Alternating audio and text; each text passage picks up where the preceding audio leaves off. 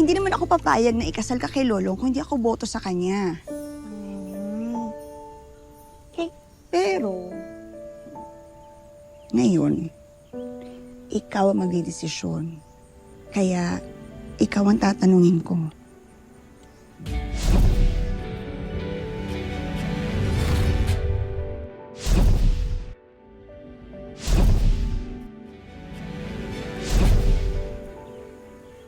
Mahal mo na ba uli si Lolong?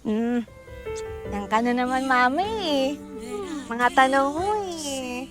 Gusto ko lang malaman. Nagdasal na lang po tayo. Talaga.